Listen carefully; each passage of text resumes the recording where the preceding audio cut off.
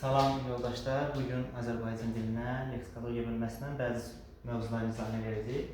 Deməli, ilk olaraq biz danışa bilərik Azərbaycandan amonimlər bölməsindən. Deməli, amonimlər nədir? Amonimlər tərifləri bəzi kitablarda yarımçıq verilir. Deməli, amonimlər nədir? Deyişi və yazışı eyni, vurğuları eyni, başlanğıc formaları eyni, həqiqi mənalı və tamamilə mənaları fərqli olan sözlərə deyilir. Bunlar amonimlər. Məsələn, biz götürə bilərik yar sözü. Yar sözünə baxaq. Məsələn, bir mənası var nə? Yarmaq fiil kimi. Bir də var ki, canan mənasına, sevgi istədiyi mənasına, canan mənasına yar.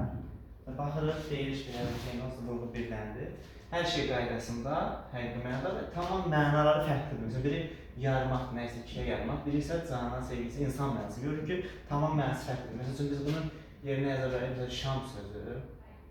Şam sözü ağac mənası var, ağac mənası. Bir də var şam yemək mənası var, yəni axşam yemək mənası var. Görürsünüz ki, yəni deyiliş, yazılış eynidir, amma məna tamam fərqli. Yəni bu amonim, sadə bir şeydir. Biz bununla paralel indi mən düzü başlanğıc olaraq belə başladım. Çox mənalı sözlərdən danışacağım və onların fərq məsələsini deyəcəm. Deməli, çox mənalı sözlərdir. Eyni leksik məna ilə bağlılığını saxlayır. Eyni leksik məna ilə bağlılığını saxlayır. Ona yaxın bir neçə törmə məna bildirən, yəni məcazləşəndə buna deyirlər çox mənalı söz. Məsəl üçün, biz götürək çox mənalı söz kimi nə? Götürürəm qol sözünü. İndi bunu amonim kimi deyəcəm. Qol sözü bir, məsələn, ilk mənası nədir? İnsanın qolu. O bir mənası nədir? Çayın qolu deyək. Ağacın qolu mənasında. Deməli, uşaqlar, eyni leksik məna ilə bağlılığını saxlayıb, ona yaxın törəmə məna bilən çox mənalı sözdür. Məsələn, qol deyəndə, insanın qolu deyəndə ağzımıza nə gəlir? Ağzımıza düzdür istəyirəm. Ağlımıza nə gəlir? Bizim qollarımız gəlir, şaxələmə. Və eyni zamanda çayın qolu və ağacın qolu anlayışında, ağacın qolu yəni budaqları mənasında. Yəni budaq mənasını başa düşəndə ağacın qolları da, yəni budaqlar da insan qolu kimi asılır. Və çay, məsələn, gəlir, çay iki yerə bölünür də, yəni insan qolu kimi şaxələnir. Bu mənada, yəni çox mənalı sözün arasında məna yaxınlığı var. Amma biz amonimləri nə gördük? Amonimlər isə tamamilə fərqli mənadır. Yəni amonimlər həqiqi olur və eyni zamanda həqiqi. Çox mənalı sözlər məcazi olur. Məcazi. İndi biz bunları bir sistemli şəkildə göstərək. Deməli, biz bayaqlar deyəndə dedik, amonimlərdə həqiqi mənada tamam fərqlidir, çox mənalı isə yaxın olur. Məsələn, qol sözünün həm amonim tayı var, həm də çox mənalı. Məsələn, gəlin qolluğun bir insan qolu ilə, yəni insan qolu ilə imza mənasına baxaq. İmza və vurulan qol mənasında, top mənasında da, yəni vurulan qol. Top mənası. İndi gəlin baxaq. Bax, insanın qolu öz qaydasında. İmza və vurulan qol. Görürsünüz, məna tamam fərqlidir. Demək, bunlar nəymiş? Bunlar bir-birinin omonim tayindir. Çünki niyə? Mənaları tamam fərqlidir və həqiqi mənadır. Amma biz burada bayaq dediyim kimi, çayın qolu ilə insan qolunu götürəndə insan və çayın qolu və s. Siz görürsünüz ki, bax, burada tamam məna fərqlidir və məcazi mənadır. Deməli, amonimlər çox məna fərqlidir. Birinci nədir? Amonimlər bir-birindən, yəni amonimlər tamam fərqlidir. Amonimlər tamam fərqlidir. Çox mənası yaxındır. Amonimlər həqiqidir. Çox mənalarsa məcazi. Bəzi nümunələrdə var. Məsələn, dağın beli ilə bel mənasının amonim tayini göstərirlər. Kürək mənasının. O mənada məcaziləşə bilər. İndi biz bu hissəsini deyəndən sonra gəlin keçəyim amonimlərdə bəzi şeylər deyəcəm. Deməli, amonimlər tapılır nəyə görə? Başlanğıc formuna görə. Yəni, biz amonim tapanda mütləqdir ki, başlanğıc formanı tapalım. Məsələn, burada nümunə edəcəm. Deyəcəm ki, yara qanayır. Və bir də nümunə edəcəm ki, yara sözüm var. Yara sözü var. Yara sözüm var və yara qanayır. Uşaq deyək ki, müəllim, yara qolumuzdakı yara və yara sözüm var. Tamam fərqli mənadır və deyiliş və yazılış eynidir. Müəllim, bu amonimdir. Götürürük. Gəlir biz də dedik ki, Xeyr, bu amonim deyil. Deyir ki, müəllim, niyə? İndi niyəsini gəl deyək. Deməli, biz dedik ki, amonim ətabı başlanğıc formudur. Gəlin bu sözlərin başlanğıc formalarını tapaq. Məsəl üçün, yara qaymış sözün kökü nədir? Yar fiili, A-da eksik. Bu sözün başlanğıc forması oldu nə? Yar. İndi gəlin yara sözüm var, sevgili canlarınız. Yar və A da yönlü kamil qramaj eksik. Bunun başlanğıc forması nə oldu? Yar. Deməli, bu sözlərin amonim ehtimalı yoxdur. Ona görə ehtimalı yoxdur ki, burada birinin başlanğıc forması yaradır, birində yardır. Biz amonimləri taparkən mütləq nə etməliyik? Başlanğıc formasına fikir verməliyik ki, bu məsələlər öz yerinə gəlsin. Və yaxud eyni zamanda bununla başlanğıc formasına bir söz deyirlər ki, məsələn deyir ki,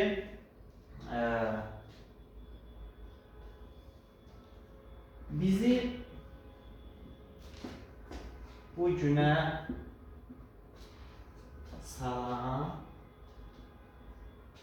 yardır. Gələr deyir ki, müəllim, bu yardır qramaj. Müəllim, başlanğıc forması yardır. Bu yardan amonimdir.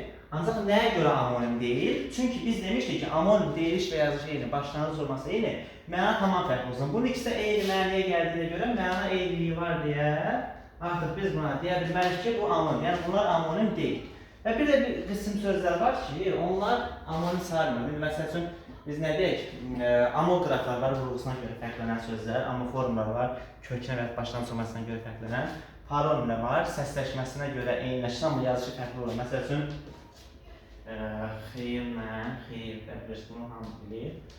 Mətindir, mətindir, nigatdır, nikahdır. Deyiliş və yazılış şey, yəni belə bir şey var. Səsləşməsinə görə eyni, amma yazışı fərqlidir, bunlar amonim sayılır. İndi məsələ bilirsiniz nədir? Məsələ ondan ibarətdir ki, biz deməli, baxacağıq həm amograf, həm də amonim olan sözlərə. Həm amograf, həm də amonim olan sözlər. Məsələn, bu sözlərin yerinə gələnlərə yazaq qoyun.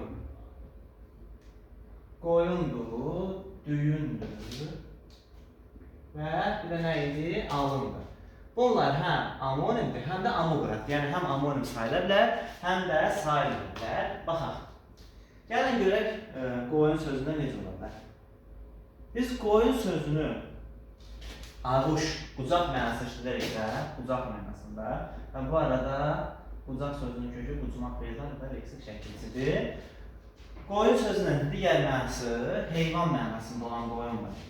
Bax, həmin qoyun mənasında bunların hər ikisinin kökü və başlanğıc forması qoyundur, vurğuları da eyni yerdədir və bunlar amonim. Amma olsa ki, uşaqlar məsələn əşyalı yerinə qoyun, əşyalı yerinə qoyun.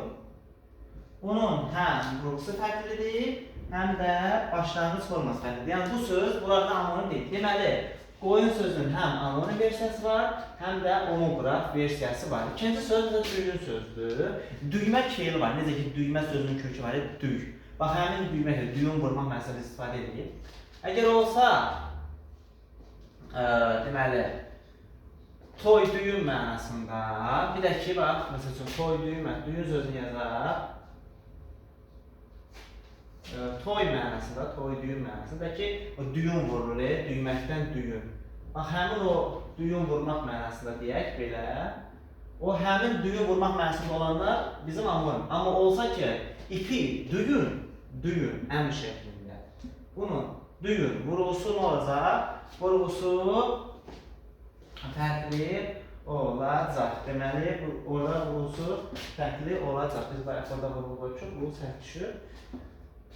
Davam edək. Bu söz isə vurğusu fərqli olduğuna görə, eyni zamanda başlanğıc forması fərqli olduğuna görə bizim amonim sayılacaq. Və digər sözümüz isə alın sözdür. Alın sözü insan aldı mənasında olarsa, insan alını, İnsan əlinin mənasında olarsa və alınmaq feili var. Deyirəm ki, ərzaq elmlər müəllim tərəfindən alındı. Alınmaq feili var. Alınmaq.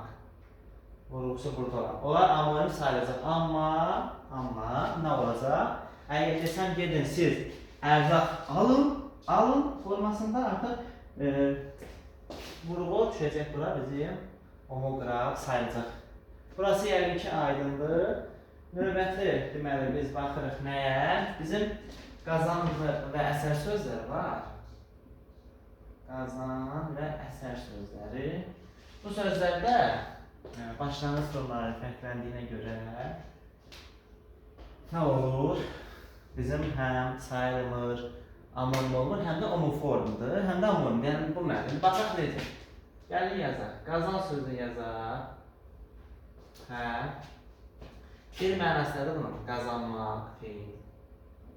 Qazanmaq fiili.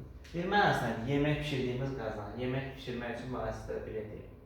Yemək qazanı, belə deyək. Bunlar amonim. Amma desəm ki, yeri qazan, qazan fiili sifəti. Qazan. Bu oldu qaz sözcüğü ki, am fiili sifət. Bunun kök və başlanğıc sonrası fərqlənir. Ona görə bu amonim sayılmır. Bu hissəsi amonim sayılmır, bu hissəsi amonim sayılır. Eyni söz əsər sözündədir. Əsər sözü